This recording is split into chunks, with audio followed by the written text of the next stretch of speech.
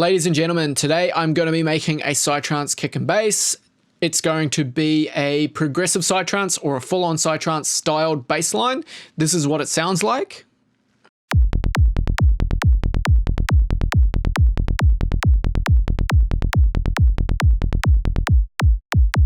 Later on, I'll be doing videos on how to achieve a dark side or forest or high-tech bass line. The principles are essentially the same, but I'll go into it in a bit more detail for the people that are interested in writing that style. So let's get started. Today, what we're going to be using is we're going to be using Serum and Kick 2. Okay, so Kick 2 is how we're going to achieve our kick drum. And we need to understand how a kick is generated. So I've loaded the VST here. I'm just going to go ahead and I'm going to draw in a MIDI clip, and inside that MIDI clip I'm going to draw a MIDI note so it triggers the synth, and that note can be on anything in the piano roll.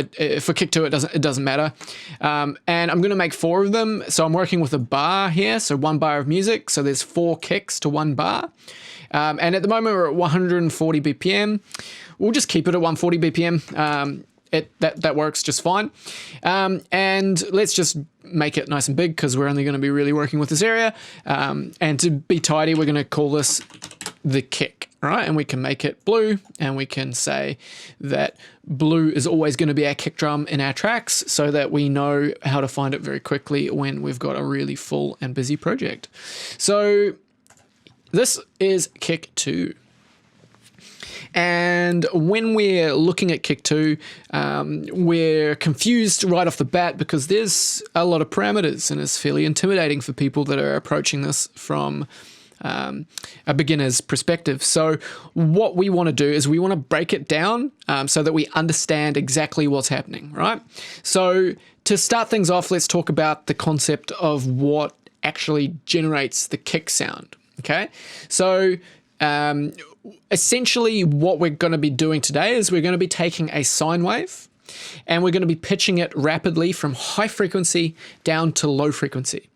And the way that the pitch is sweeping through the frequency range will dictate the way the sound kicks, the impact the kick has in terms of how much sub comes through, will depend on sort of how low we have the sine wave play down, and the click and the sort of maybe zappiness or the thuddiness of the kick can be controlled a lot by where we start the pitch in the sweeping down phase and how rapidly we have it sweep through certain parts of the frequency spectrum. We're also able to make further changes with equalizers or with volume envelopes, but that's essentially the fundamentals that we're going to be employing in order to achieve a top quality kick sound. So this tutorial is aimed at beginners. The kick drum that we're going to be making and the bass that we're going to be making, I would say that that's definitely more intermediate to maybe even advanced sound for some people. So let's go ahead and just talk through all of the points worth mentioning. So at the minute, what we're looking at right here in front of us, as we're looking at the pitch envelope, right? And when we're talking about an envelope, we're talking about an attack phase, right? So the attack is when we're going from nothing to the full amount. On pitch, maybe it makes more sense on volume if we use this. So pitch lets us see the pitch envelope. Amp lets us see the amp or the volume envelope. And when we've got it at 0, obviously that means 0 amplitude, no volume, 0 volume.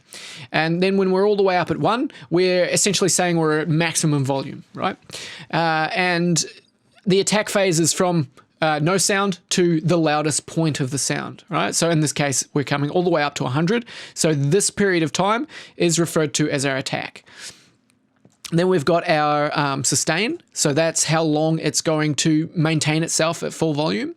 And then we're going to have a decay phase. So that's from the maximum volume, how long it takes to decay down to a regular level. And then the release is the tail on the end here.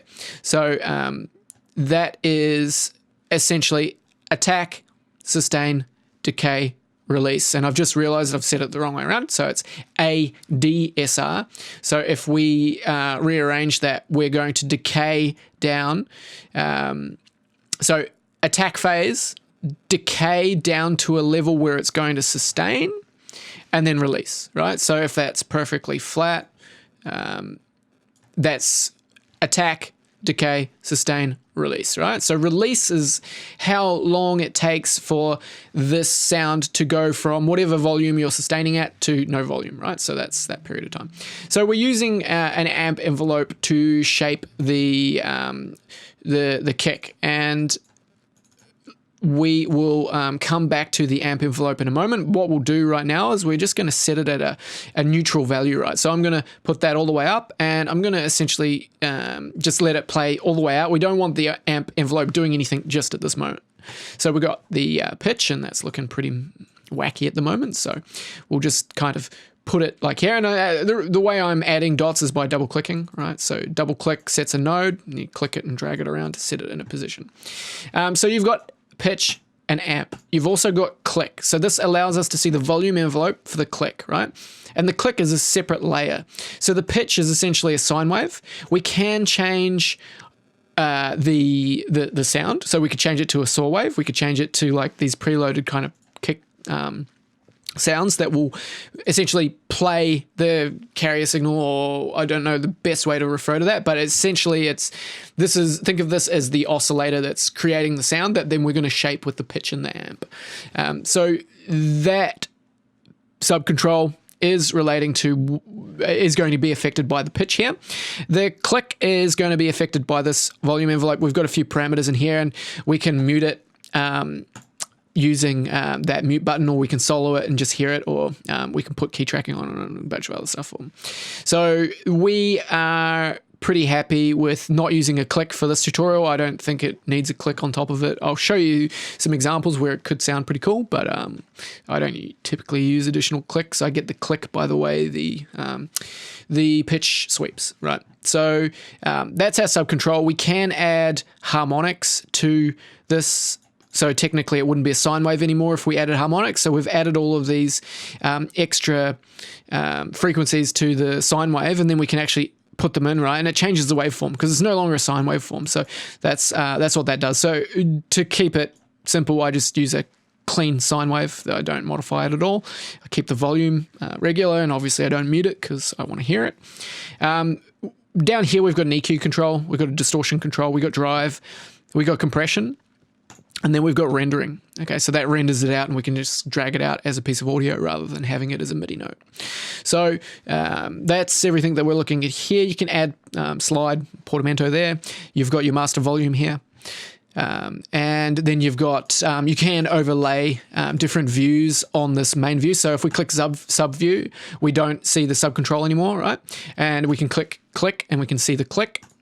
Or any of the other sounds. There's nothing loaded in, so they're not going to show up right now. So let's go ahead. We've got subcontrol. Cool. Something worth keeping in mind is you can actually zoom in. So you can zoom in and get fine increments, right? So now we're looking at 5K to 10K. If we zoom all the way out again, we're looking at 20 all the way up to 10. You've got the slider here. It's called pitch. You can actually just show yourself 0 to 50 hertz if you want, or you can go all the way up to 20 kilohertz, right? And then down the bottom, we've got length. So you're dictating the length of the sine wave, essentially. And we can shorten or lengthen it just by grabbing the slider. And then again, we can zoom in with that and look really close. And you can zoom in really far and get very precise with this. So the distortion, we can turn it off by clicking the little light there. Same with the EQ. We're not really going to use them. It's not necessary. And then drive, we don't need to drive our kick right now. So I'm fairly happy with this being neutral, and we've talked about all the parameters.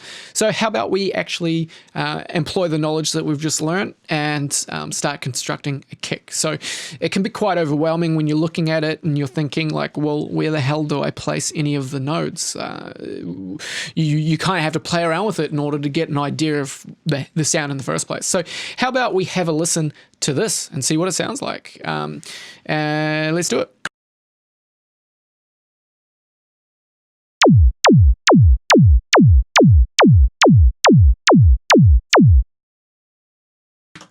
We may have heard kicks like that back in the day. These days, we have very modern kick drums that definitely don't have as much zap as what they used to have when Goa Trance was first evolving. So we're making something at 140 BPM, and it's fairly safe to say that we can break things down, right? And for the purpose of this, let's do it. So we'll make a pink clip here, right? And then we'll make another clip, but we'll make this one that color. And we're going to make 3 of them, right? And these are representing the kick here. So kick, and then bass, bass, bass, right? So you've got a relationship of kick playing, bass, bass, bass playing, and that gives us the galloping roll that we all love from Psytrance. Other combinations could be kick, bass, bass, or kick, bass, right? So these all have a different feel and a different kind of galloping feel, and sort of feel different in speed as well. When you've got all of these bass hits, it typically feels a bit faster than just 1 bass hit or 2 bass hits. And we can play around with that and see, you know, what vibe fits the track. Generally speaking, you start with the kick and bass, and you probably have a bit of an idea what style of bass line you will probably be going for. So the reason I'm bringing this up is when I select this area, if I look down the bottom inside of Ableton, you can see that there's a bunch of time selection, start point, end point, length, and then duration. So the duration is what I'm interested in. So if I'm looking at the duration right now, I can see it's 107 milliseconds, right? And if I change this up to like 178, and then I look down there, now it's 84, right? So this is dictating how long, how much time passes from that point to that point. So we're looking at 84 milliseconds. Let's go to 138, right? So 138 is a typical progressive psytrance speed, and we're looking at 109 milliseconds. So I'm going to suggest to you that our kick is actually going to overlap with that first piece of bass. Okay, so the kick, I would suggest, of course your ears and your taste may differ, but I would suggest that your kick would actually be taking up this period of time. And essentially what you're really going to be hearing is you're going to be hearing the sub content from the kick and then 2 bass hits. And you're going to be hearing this first bass hit, but in a lot of cases, I might recommend to you to take the sub frequencies out of this first hit. And there's a lot of reasons why you would do that. But the main one would be phase cancellation, right? So we can get into depth of what that means a little bit further on in the tutorial. But for now, we're just going to be aware that the kick is going to take this period of space. And if we look down the bottom, we can see that's 217 milliseconds. So we've got the length here. We can grab that and we can make it around 219 milliseconds, right? So we're fairly happy with that, and that will change the sound of the kick straight away. So let's have a listen.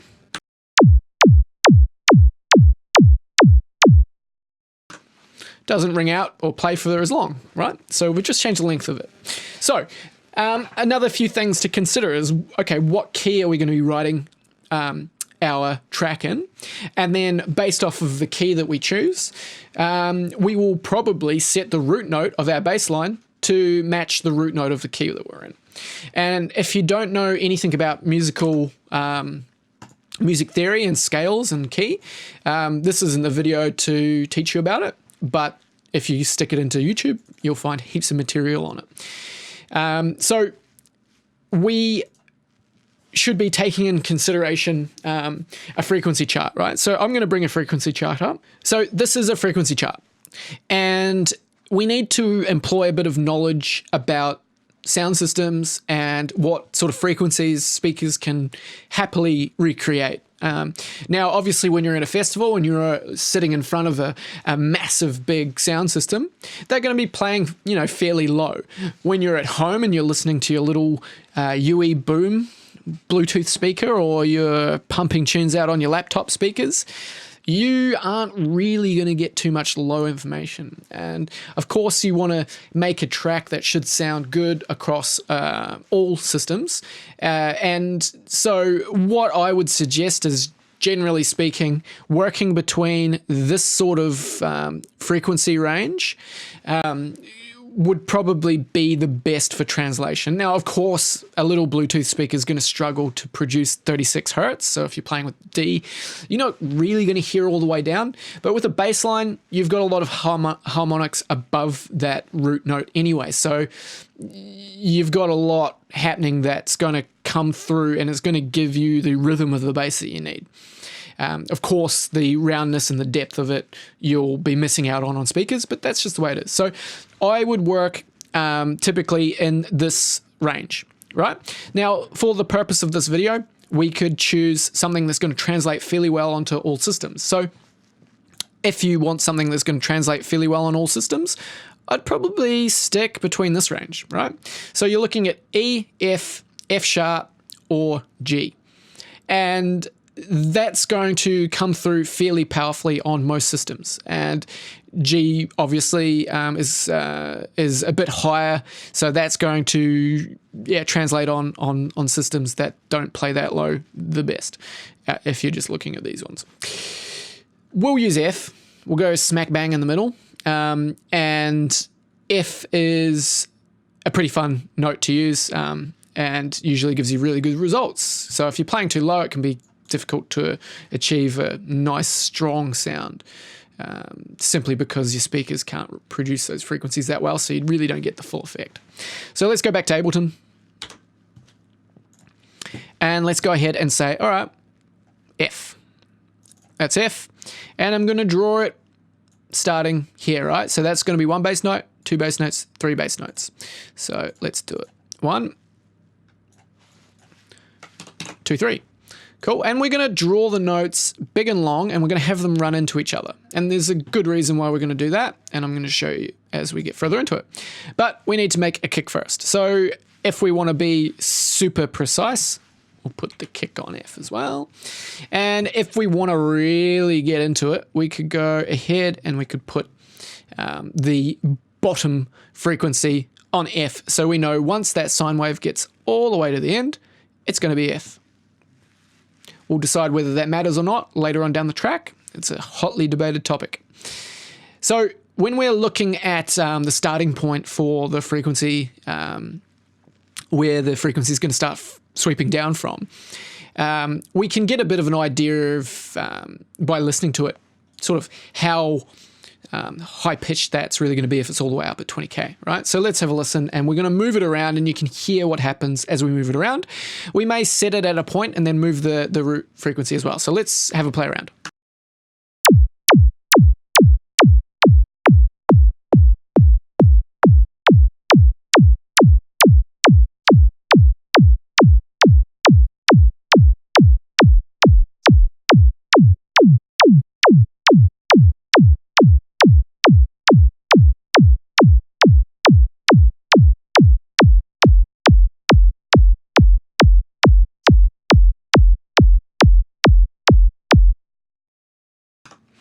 Right, so you get an idea of how that's changing the sound, right? So I'm thinking that we're going to leave the start point around here, and let's draw in another note, and we could drag that down. So there's a pretty good sort of go-to formula for getting a decent sound out of your kick synth right away that sort of sounds like it would fit for Psytrance. And this is something that's gone around on the Psytrance producers forum, and this is a bit of advice coming from a producer called SCORB, right? And SCORB has been producing Psytrance for a very long time, and this is his formula for getting a very quick kick. Right, so shout out to SCORB. If you guys are looking to get mastering done, he does mastering. I'll leave the link in the video description below, and I'll also put his SoundCloud there as well, because we should definitely pay respect back to the people who have shared and helped spread knowledge. So let's go ahead. Was that a little plug for myself? That's totally not a plug for myself. I'm paying respect to other people. You don't need to pay respect to me. All good. So let's go ahead and have a listen to how this sounds. I've just put the node down here, and I've got it fairly close in. So it's going to sweep very quickly from 6,000 down to 2,000 kilohertz. Kilohertz. Let's have 6.2 kilohertz. Let's have a listen.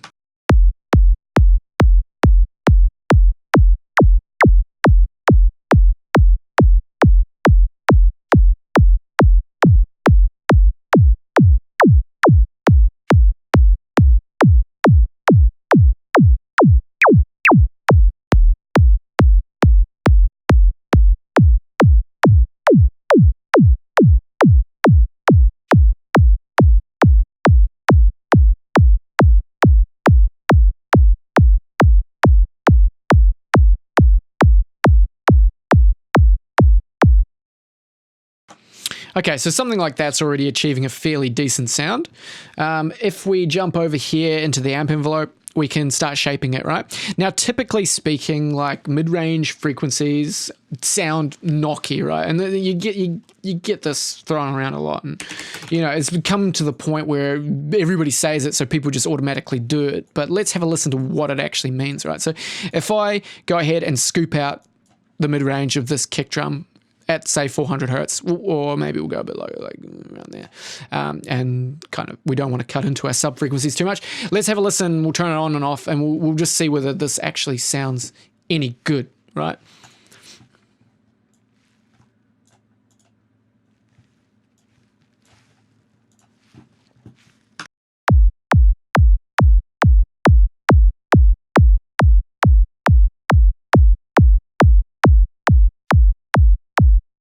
Right, so the effect to me, it in a way, it's not so bright. It seems a bit more tight and to the point when you've got the EQ on, and it just, you know, it knocks a bit. Whether that knock is good or bad, you would trust your taste on that one, and then obviously trust your taste on how much you're cutting out, but that can be a good adjustment. But you don't need to do it on an EQ, right? So the kick drum naturally sweeps through that frequency on its journey towards the low oscillations, right? So down to 44 hertz, it's sweeping all the way through there. And you can kind of identify where the frequency starts. So now we're going to focus on the amp envelope. I'm pretty happy with that sound. I mean, we could tinker with it for donkey's yonks, and maybe we would get a superior sound. But for the purpose of this video, I'm teaching you the basics, right? So we might pull the amp all the way down to 0, and we might go ahead and sort of, let's zoom in a bit and let's see, right? We can tinker around with this. Don't know why I'm saying tinker, but it seems appropriate.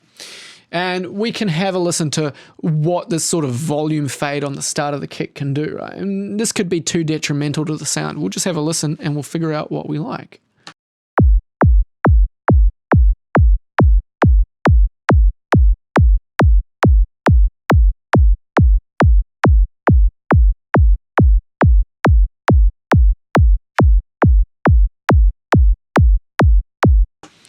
I want the click there. Obviously, you could tell it was dulling off the click of the kick. I want it. Let's keep it, right? But we can try chopping into this. Oops-a-daisy, that looks really lame. Nice kick, bro. So let's not judge each other on our kicks, actually. Let's not be those guys. So we can roll the end off a bit, right? And we can give it a nice sort of natural fade back to 0 amplitude, and we can try sort of cutting out some of the frequencies here and see whether we can tighten up and tidy up the sound. So I'll bring it up here and then I'll cut into it and we'll have a listen, right? So let's do it.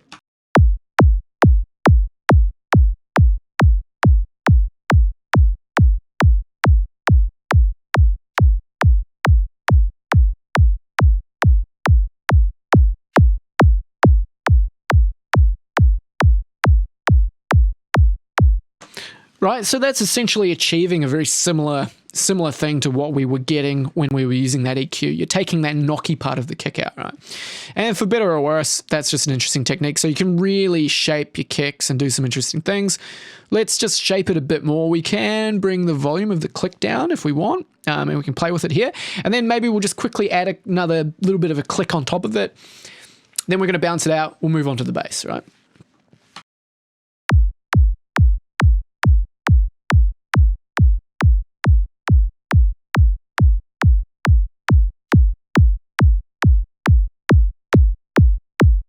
For example, that to me sounds very hollow, right? It sounds like the kick's hollow. It definitely sounded better when it's kind of down here. So let's keep fiddling with it.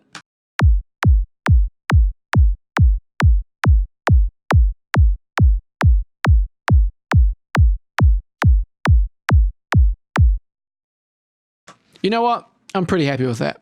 Let's keep it simple. Let's move on. Let's say that kick is perfect. No such thing as a perfect kick. No such thing as a perfect snare. No such thing.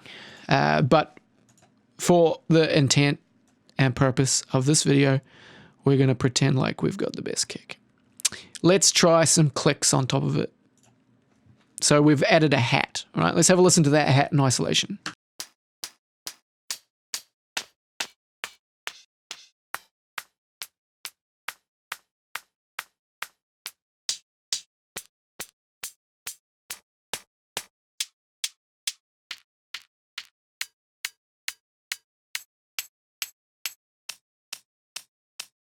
Okay, let's try something like that on top of it.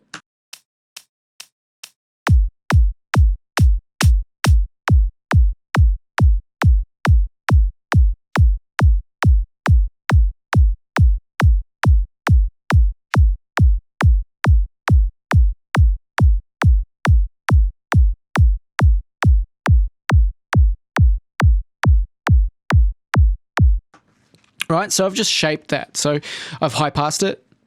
I've changed the starting position of it. I've put a volume envelope over it. And I'm just showing you the principles of how you can manipulate the sound. You can even pitch it up. Let's have a listen to that.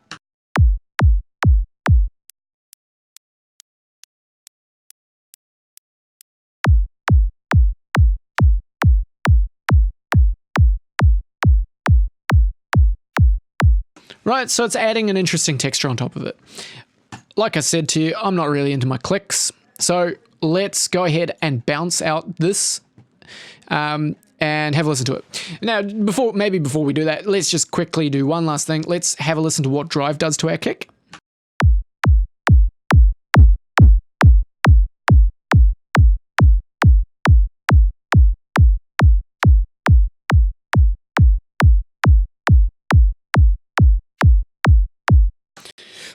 So that's really cool. Maybe we'll have a little bit of drive on it.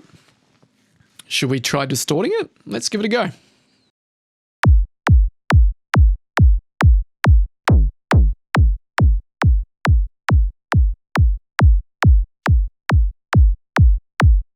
I feel like that's losing a little bit of the kick if we do that. So yeah, let's keep it simple. Let's go ahead and generate. We can click, drag, and drop it onto a new channel. And there is our kick drum, right? And we can have a look at it. We can see, yep, it's pretty precise. It doesn't end exactly in time, but what I'm going to do, I'll slice that, I'll delete that, and I might just put my own little volume fade on it, right? So here is our kick drum.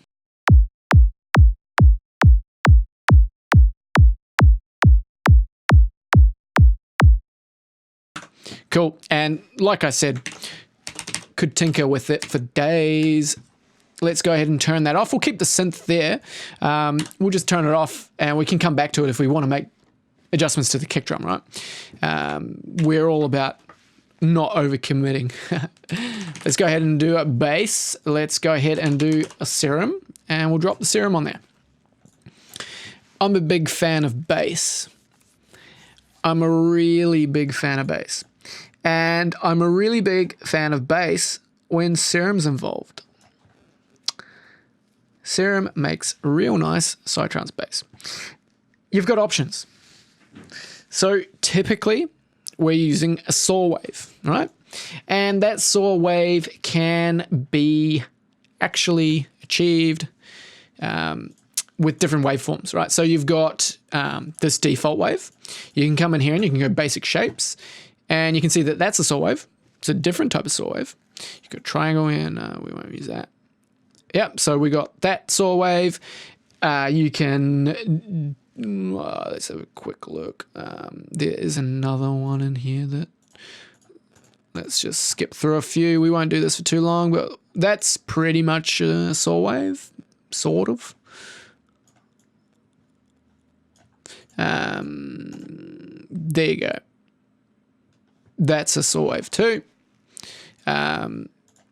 But it's a different shape saw wave, right? So yeah, you've got lots of options. That's cool, pretty cool looking one.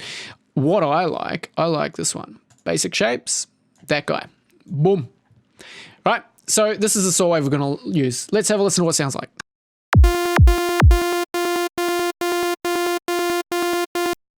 Right, so straight away it's too high pitched. Let's go ahead and select those notes. Drop it down. Drop it down again. Drop it down again.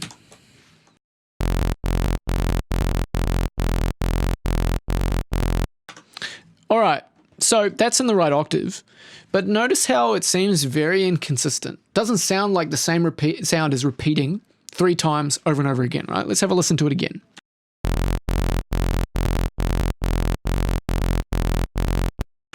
So we need to make sure that this sound re-triggers and sounds exactly the same every single time. And we can do that with the phase and the random controls, right? So the phase decides whereabouts in the waveform it's going to start from, right? But then random also says, okay, well, you've set your phase position, but I'm going to randomly start kind of anywhere within this range, right? So you can see that dictated by that length of time. So if I bring the random down to 0, it says there's no random start point.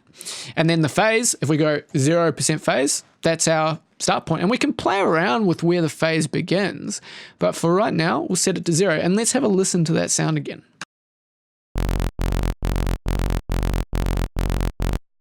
Right, so that versus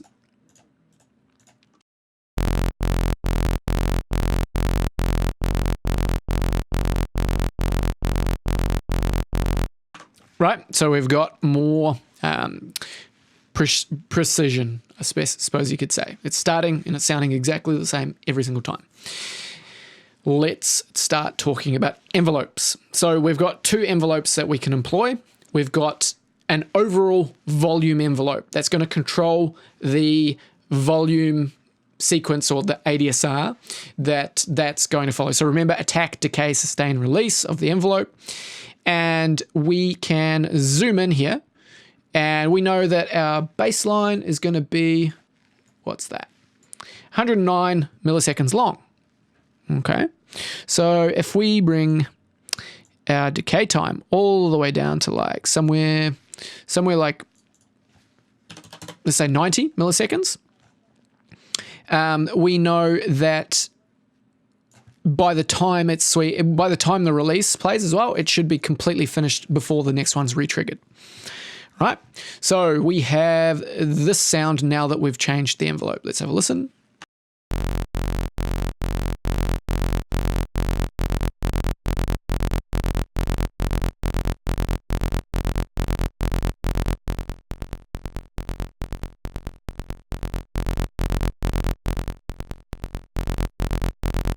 So that gives us some fairly fine control.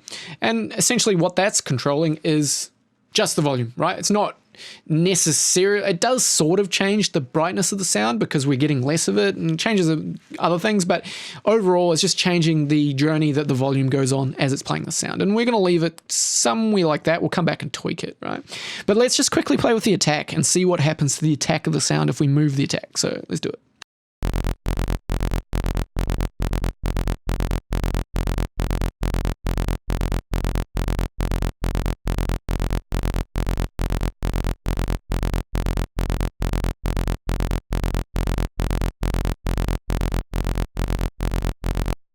Okay, so by the time it gets to like 50 milliseconds, you're noticing it's a bit sort of delayed at the start of it, but let's go 10 milliseconds from that to that and just see what happens.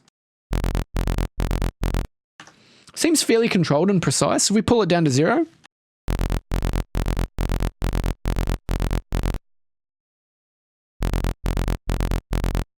both of them are fairly good. We'll keep it at 0 for now, but we can come back and play with that sort of stuff. But you know, it's worth thinking about the attack phase because you can get very, very, very precise with Serum. The next is the volume envelope. Envelope number 2, which is going to be our filter envelope. So the sound of a Psytrance bassline is controlled a lot by the filter. And if we turn the filter on and we make sure it's got no resonance, you can add resonance, but for the sound that I'm going to make, we won't use it. I'm going to pull the cutoff all the way down to 0 just for starters, and let's have a listen to what it sounds like.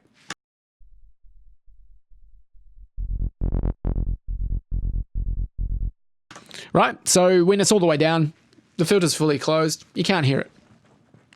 Let's pull the decay somewhere to like 90 as well. So by the time the release phase is over, we should be back to 0 volume before the next MIDI note is triggered. And let's go ahead and pull the sustain down. We'll put it at like 50%, and let's just have a listen and see what that sounds like, right? Let's go for it. I have not applied it to actually control the filter, so let's go ahead and stick it on there and try again.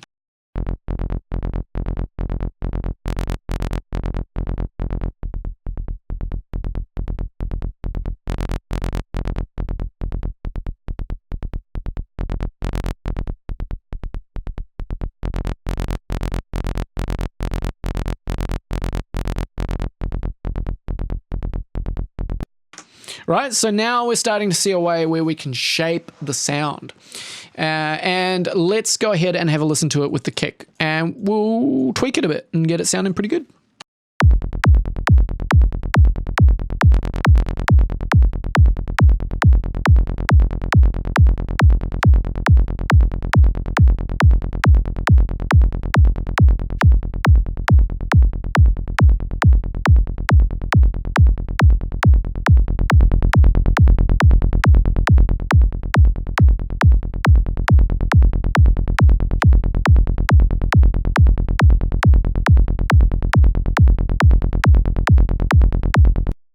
We can change the slope of the filter. So we could go 6 decibels per octave and have a listen to that.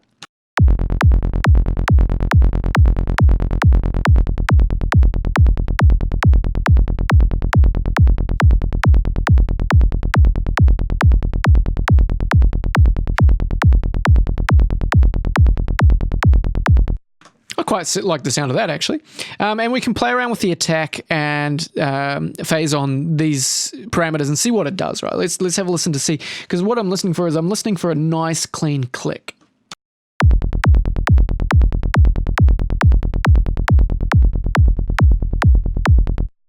Right, so the attack is just completely killing the click.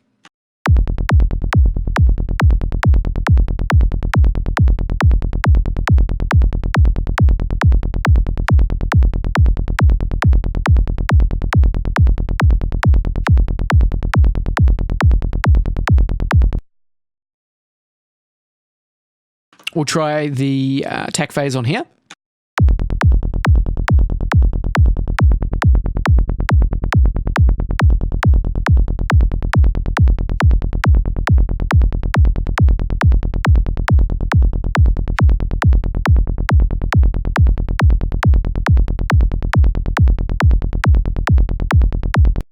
Right, so 0.5 actually sounds the best for both of them. We could tweak these further. We'll do it a little bit more, but then we'll kind of leave the tweaking and we'll move on to processing.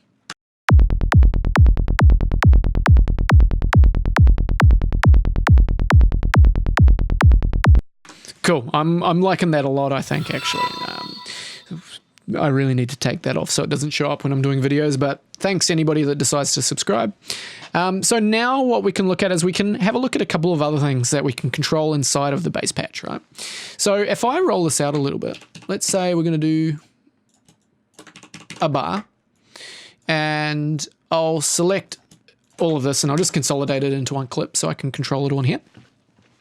We can make the Psytrance bass roll by using velocity, right? So if I pull the volume of the oscillator down, I take the velocity control and I apply it to the level. Now we've got volume control, right? So if I pull that all the way down, so you'll notice that during this period, the bassline doesn't play until it hits here because we've moved the velocity to 0.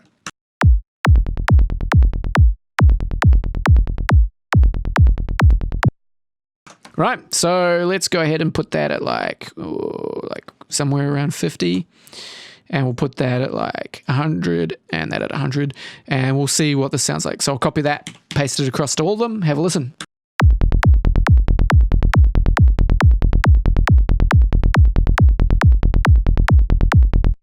Cool, so you're starting to notice there's a bit of a gallop there. We can further refine that, but I can show you some other ways to do interesting stuff. So we could grab that, pull it down to 100. Let's have a listen to that.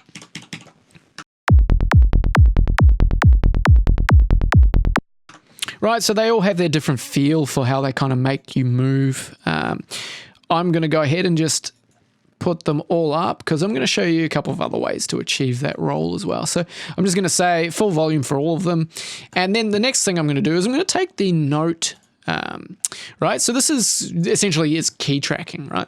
And what I'm going to do is I'm going to just quickly write an interesting bass pattern. So I'm going to go up to D sharp. And then here I'm going to go up to F.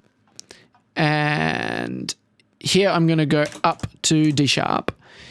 And here I'm going to go up to F. And let's have a listen to that.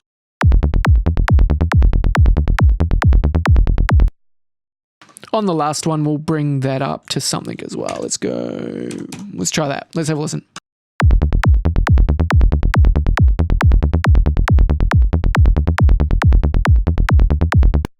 Right, so it's like a walking bass line. We could really refine it and get it groovier and working better. But for the purpose of this, you're going to see the point that I'm making. So we'll take the note, we apply it to the cutoff, right? So what this means is when we're playing notes that are higher up the keyboard, the filter cutoff is going to key track and it's going to play higher notes, essentially, right? So let's have a listen.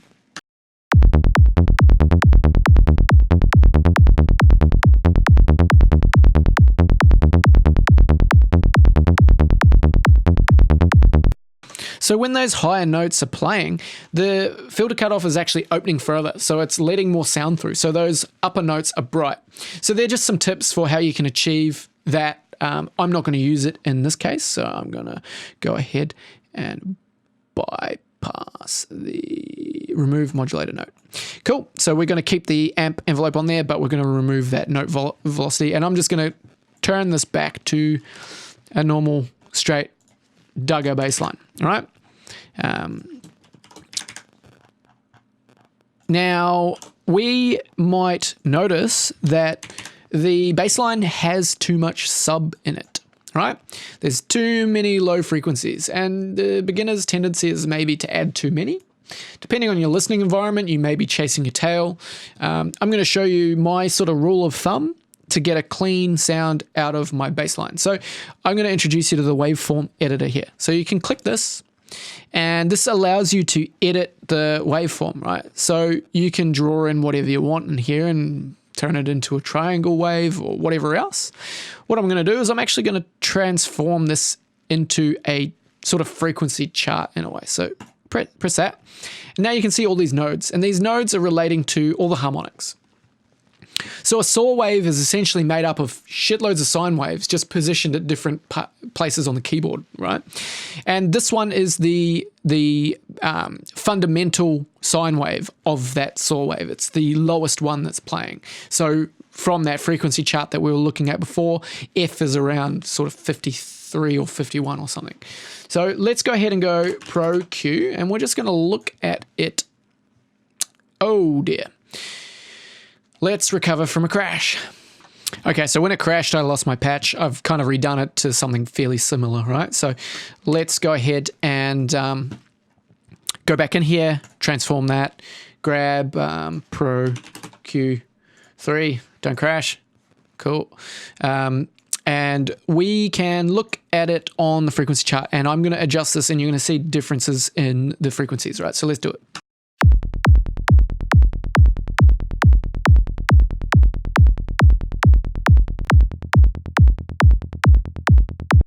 Right, so it's completely taken all the bass out of the sound.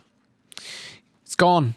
So we can control how much bass is in that saw wave with this control. Let's have a listen to it, where it's set around to 45 right now.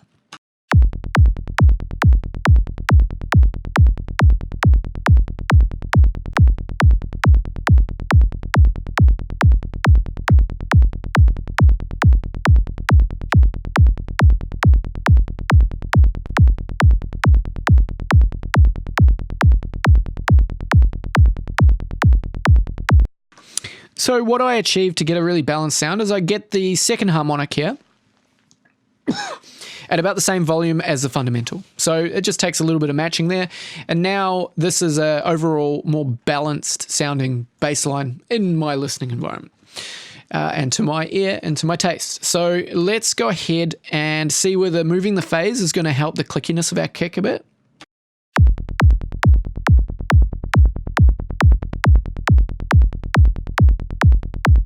Nope, so we lose it completely if we move the phase on this one.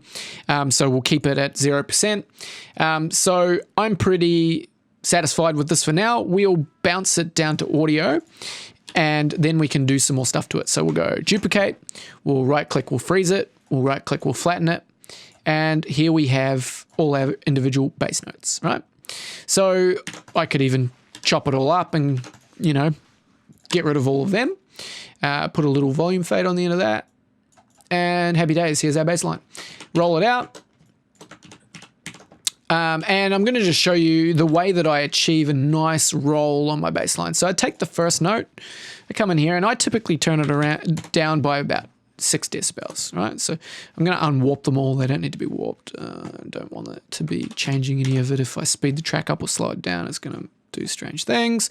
So now we've got this.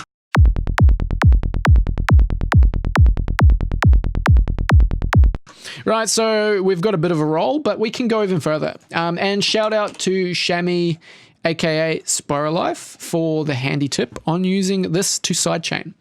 So instead of using LFO Tool or using Shaperbox, which are both sort of volume envelopes as well as a multitude of other things, we can actually use just a volume envelope with the utility plugin. So we can try getting a nice little roll on our bass line like this. So let's loop that, and we'll adjust this volume.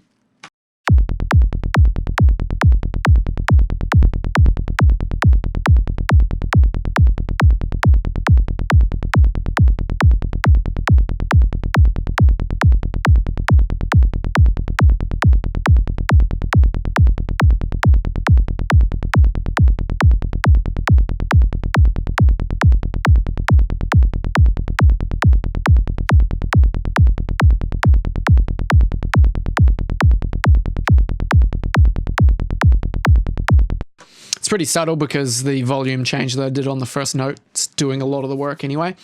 We could actually reverse that and get a bit more of an effect, so let's try that.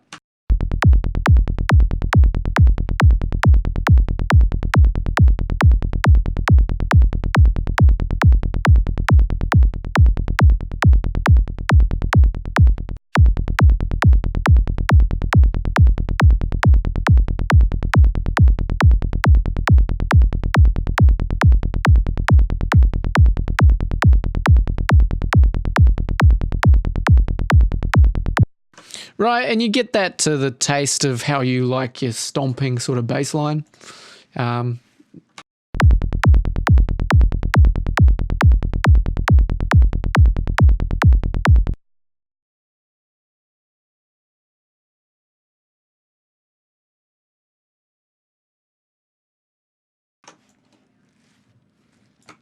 Just going to make some more adjustments, see whether I can get it a bit nicer.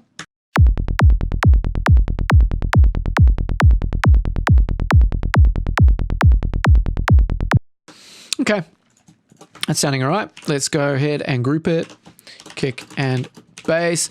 And let's just quickly check and see what's happening with our kick and bass relationship and whether they're being nice to each other. So I'm going to put an LFO tool on here. I'm going to turn it off so it doesn't do anything. I'm going to put the scope on, and let's have a listen.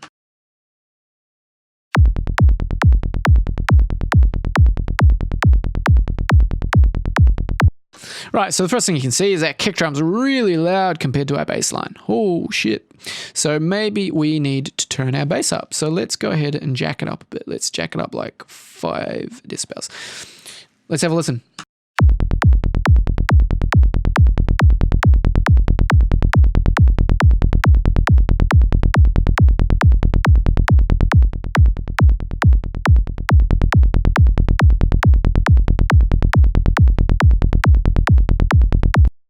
Cool, right? So now we've got it at an appropriate level where they're kind of a bit more matched to each other.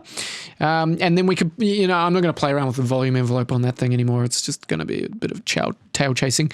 But let's just make sure that the kick looks fully formed. So when we're looking at the waveform there, we're not seeing any sort of part of the kick drum missing. So let's have a listen.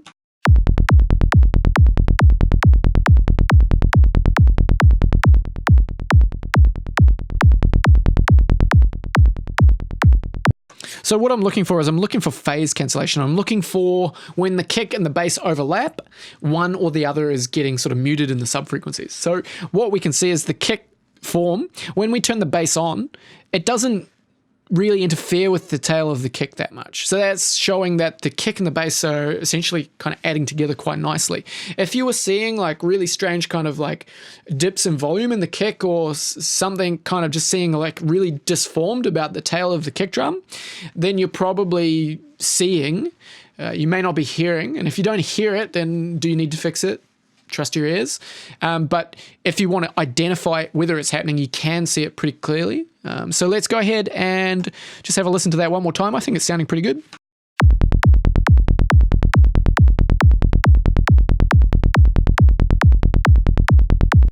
Great. Okay. So what sort of processing can we do on this? So you could totally go ahead and do this is a Waves plugin, TransX Multi, and it does real nice things to the pluck of your bass. So we chuck it on, leave it sort of like 6 and 6 on here, but we turn these two bottom nodes off, and let's have a listen to what it does.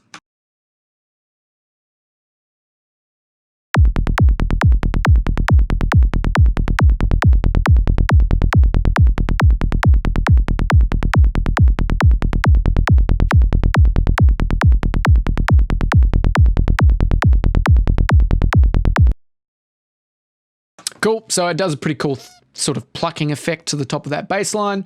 What else could we do? We could do some parallel processing on it. I don't like to overdo the processing. So we'll put a Saturn on there. We'll go ahead and group it. We'll open the chain. We'll make 2 chains. We'll go clean. So that's going to be the effect running. That's going to be the sound running with no effect on it. And then we're going to make a chain that's going to be saturated, right? And we can go ahead and we can go, all right, let's have a listen to clean tube. We'll play around with it, see whether it sounds good.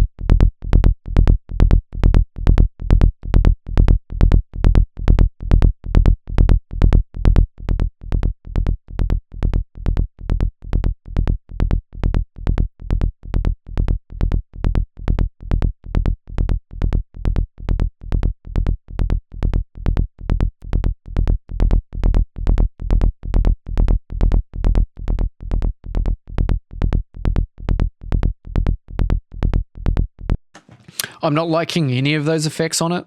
I think we've achieved a pretty like fat sounding bass without the need for those sorts of effects. I'm pretty minimal when it comes to putting effects, but these are the sorts of things that you can do to change your sound.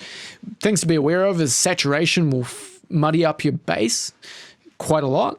So I tend to keep it away from the sub frequencies. So if you can, it's probably worthwhile. But yeah, I do like the sound of this as it is.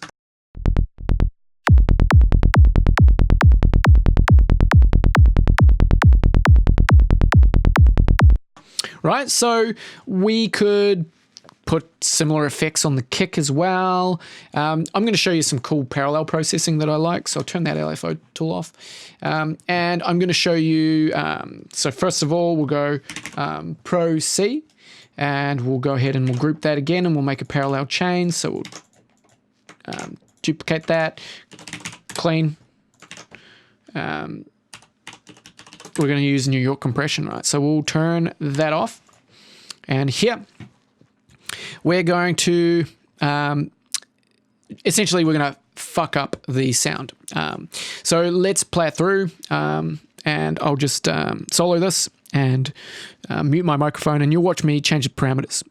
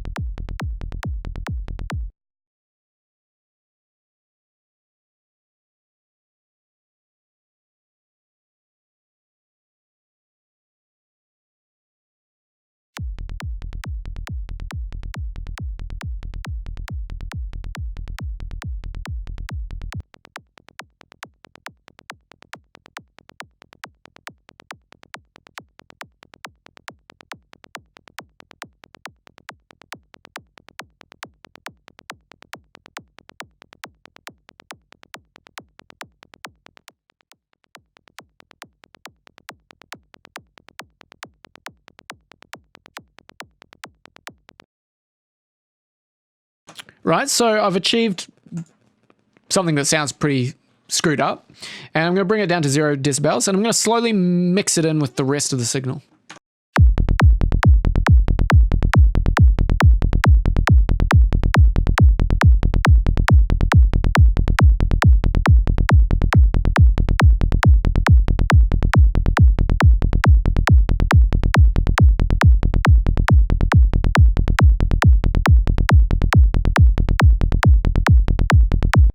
Right, so it's really adding to the attack of those sounds, and you can refine that further, get that sounding really nice and clicky, and that's how you add a really nice click to your kick and bass.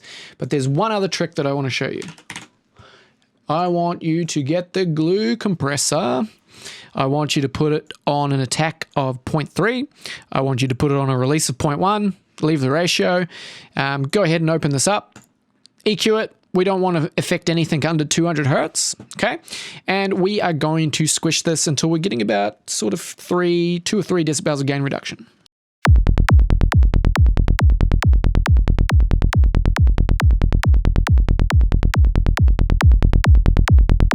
We'll make up for the gain that we lose, the volume that we lose, and we're going to turn this on and off.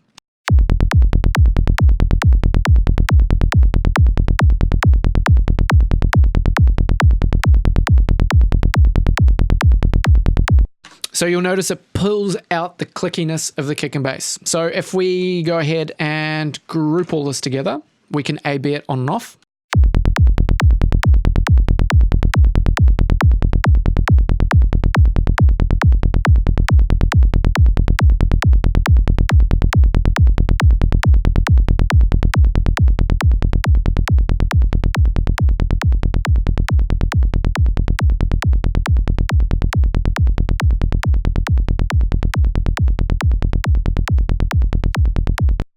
And because of the fact that I'm making a tutorial, the signal was pretty hot. Usually I'd be doing this at lower volumes, but then I need to boost it up louder so that you guys can actually hear it properly. But yeah, that is my new video on kick and bass. The depth that you can go with kick and bass is sort of bottomless. And of course, I didn't really do any processing on the bass, didn't really do any processing on the kick. I don't really believe that you need to compress the bass or the kick too much. And if you're a beginner, then I really don't think you should be doing it much at all, because I think that you do more harm than good. So because this is aimed at beginners, I'm not really even going to go there. I showed you a couple of cool overall processing tricks, just using compressors and EQs to kind of achieve some clickiness, because a lot of people kind of typically ask about the click. And yeah, you could go nuts with layering stuff on your bass, but I find that a lot of beginners out of the box, they're just going to destroy the sound that they've got, you know, and you kind of have to. You kind of have to go through that learning phase. So this is an approach of getting a very sort of clean sound. And in order to beef this up, you kind of just have to go through the motions of learning what works and what doesn't work. I've helped point you in the right direction. Try saturating things, try to distort things if you want as well. You can do parallel processing, you can take it further, and I'll be doing more videos in the future. So I hope you guys found this really enjoyable. I'll see you in the next video.